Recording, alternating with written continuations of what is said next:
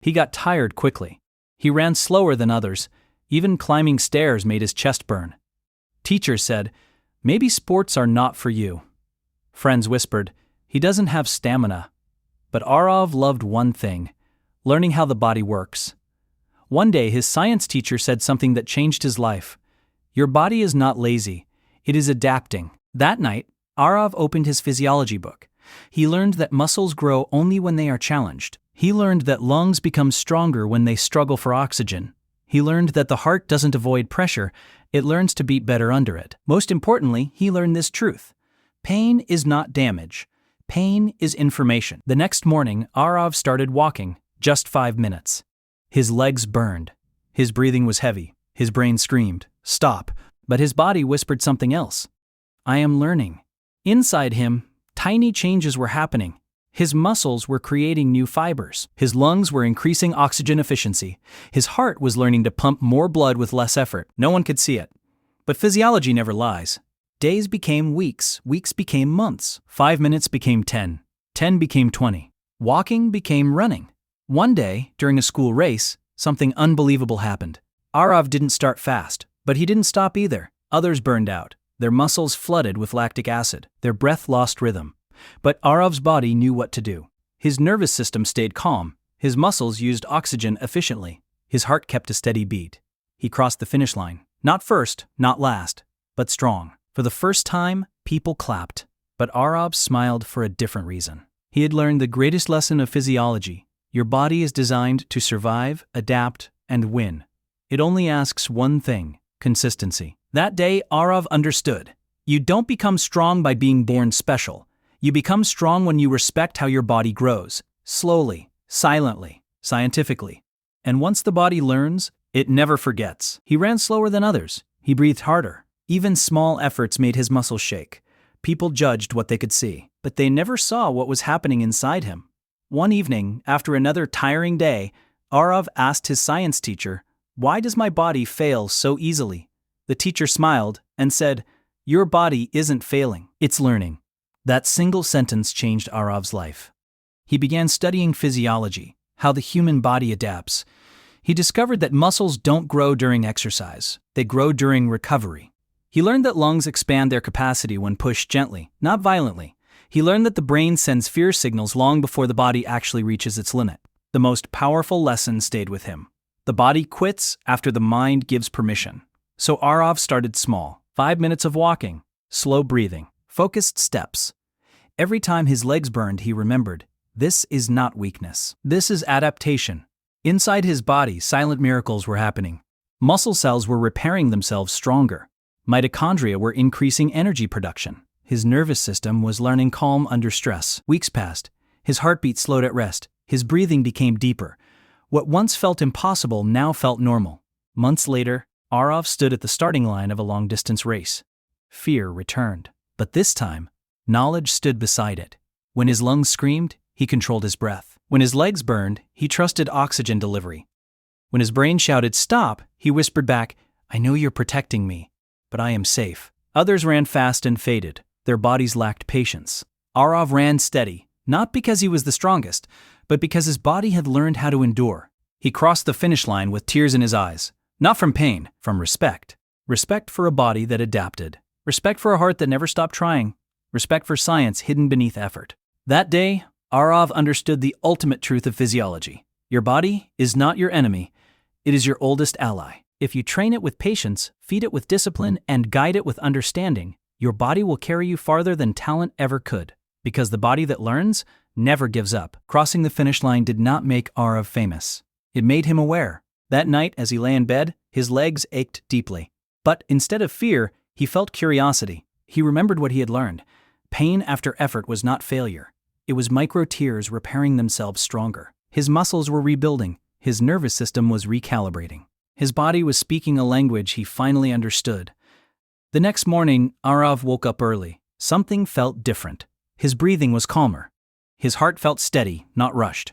Even soreness felt meaningful. For the first time, he respected his body not as a tool, but as a partner.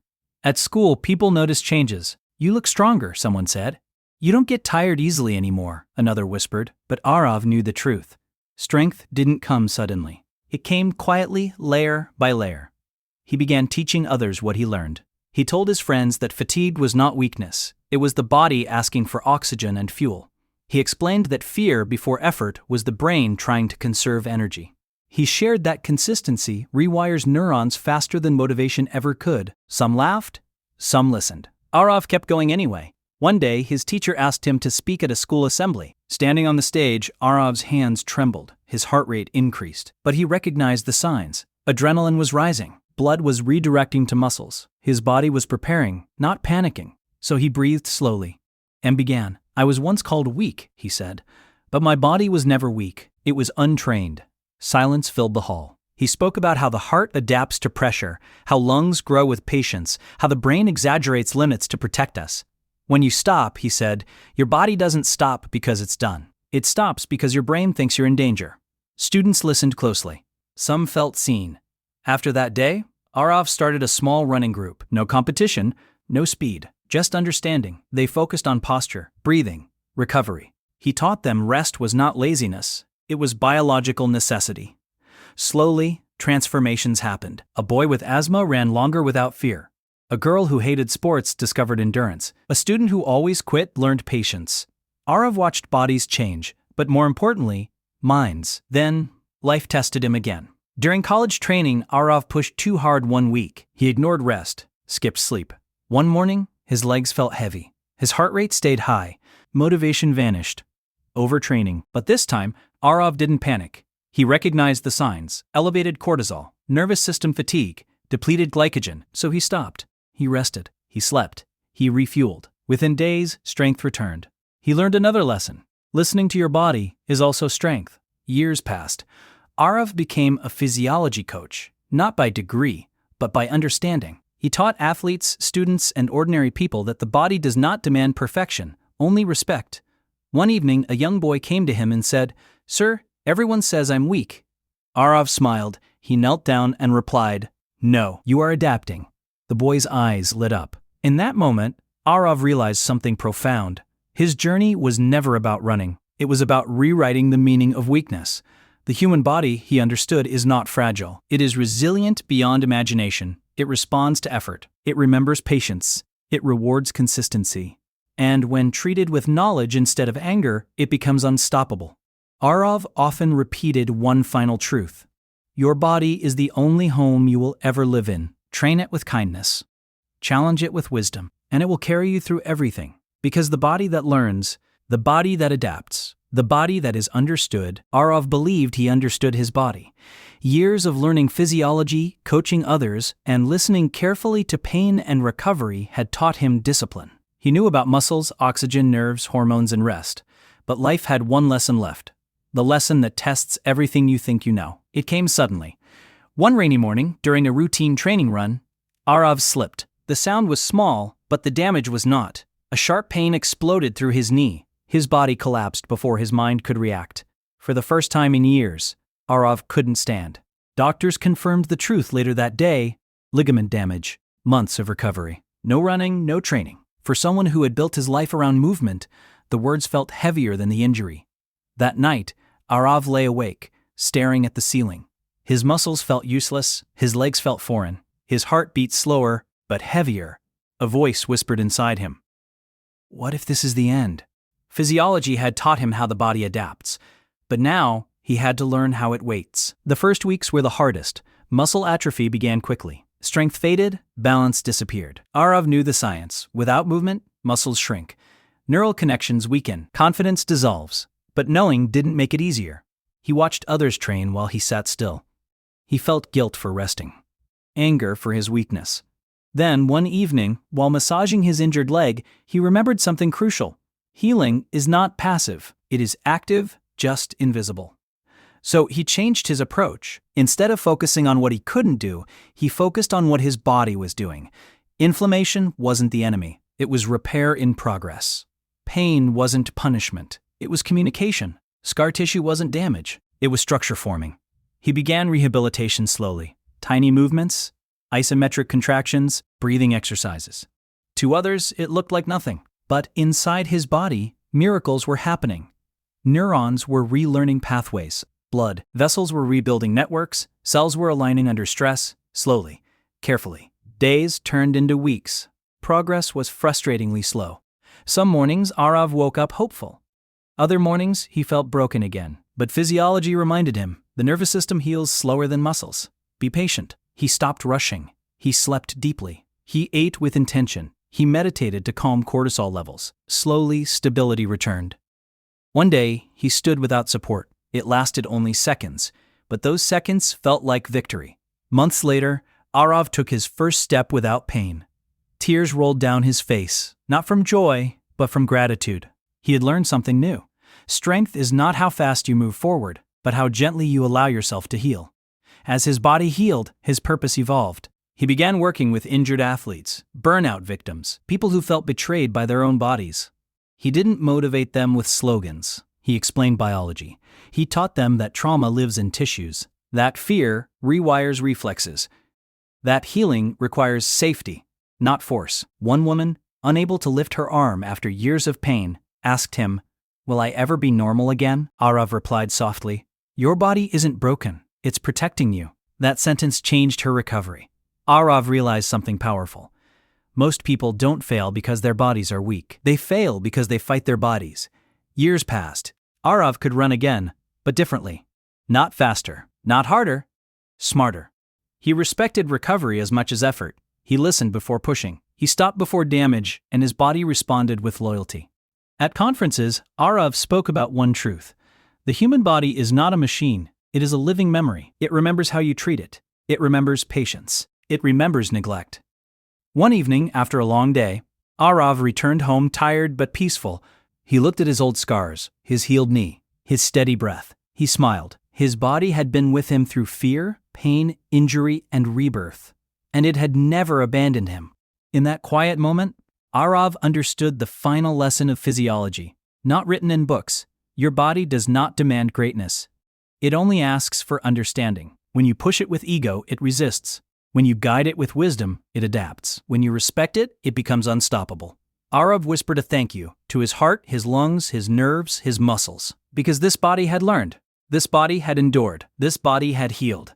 And the body that learns, the body that adapts, the body that heals, never gives up. When strength learns to age, time does not arrive loudly. It comes quietly, in slower mornings, in longer warm-ups, in joints that ask questions before answering commands. Aarav noticed it one day while tying his shoes. His fingers paused, not in pain, not in weakness, but in awareness. His body was changing again. Years had passed since the injury. Years since the races, the recovery, the rebuilding. He was no longer chasing speed. He was chasing understanding. Physiology had once taught him how the body grows, then how it heals. Now, it was teaching him how the body ages. And aging, he learned, was not decay. It was adaptation in another form.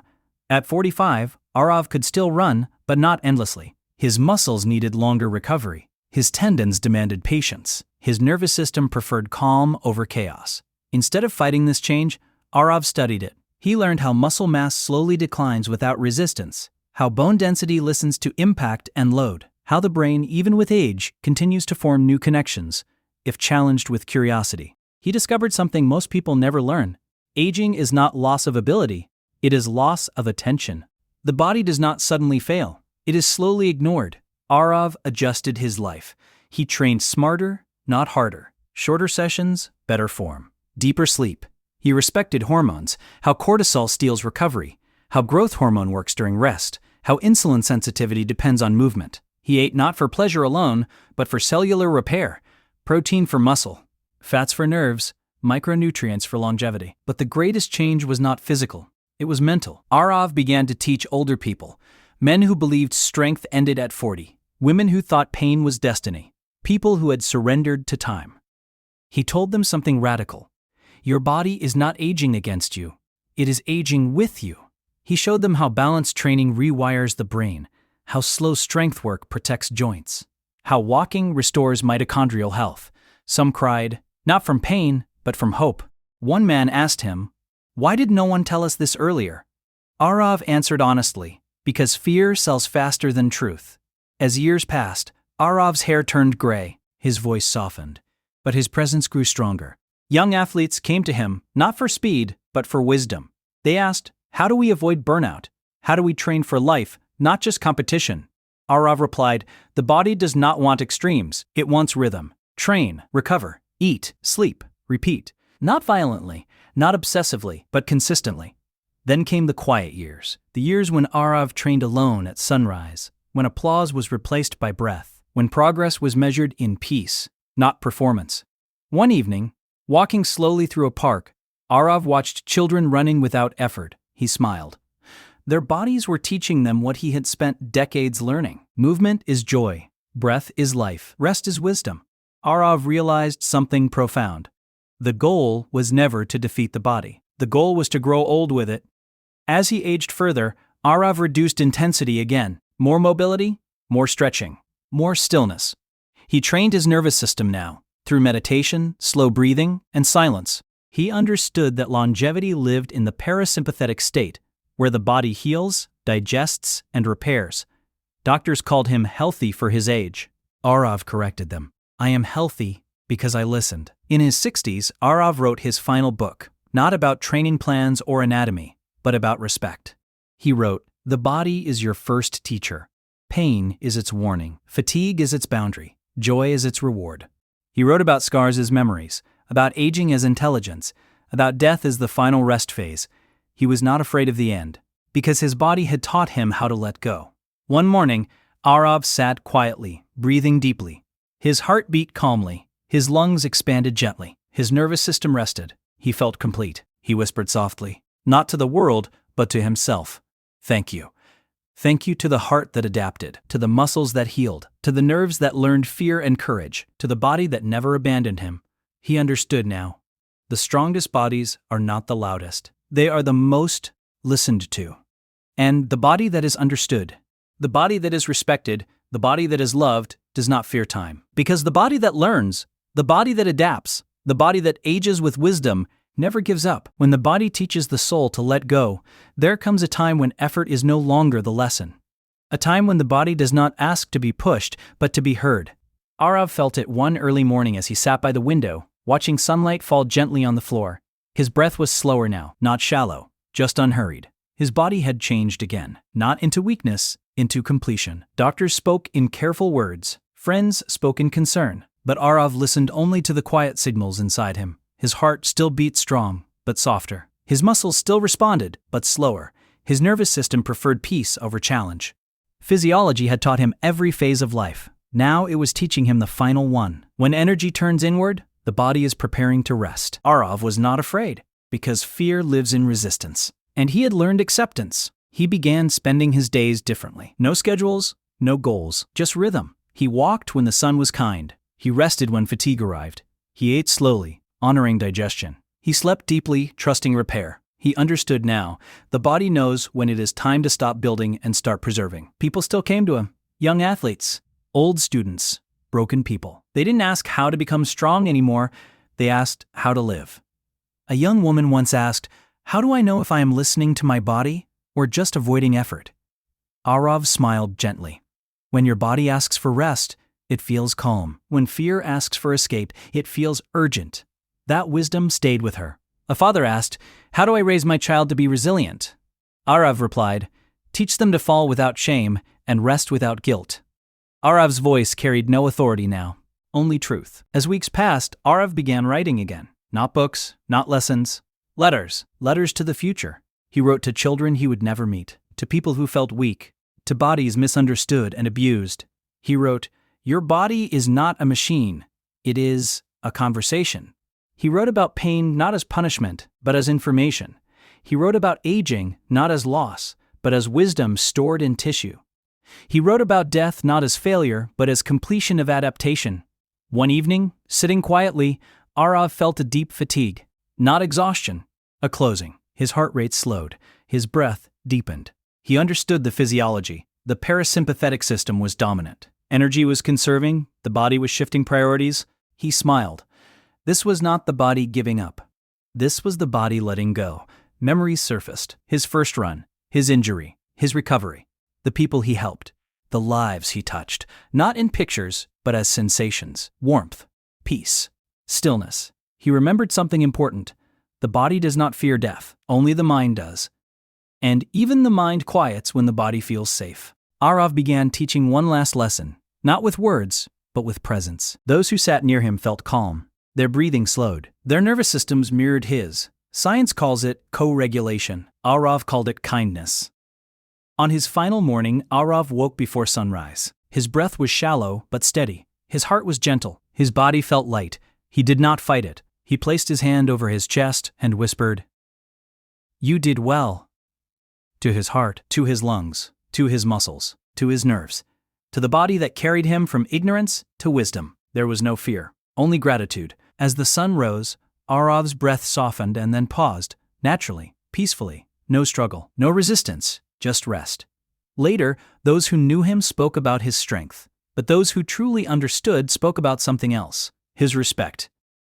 They remembered how he taught that healing takes time, that rest is not weakness, that aging is not decline, that death is not defeat. They remembered his final teaching. Live in a way that your body never has to scream to be heard. And somewhere, in the quiet memory of movement, breath, and stillness, the body that learned, the body that adapted, the body that healed, the body that aged with wisdom, the body that let go with grace, never gave up.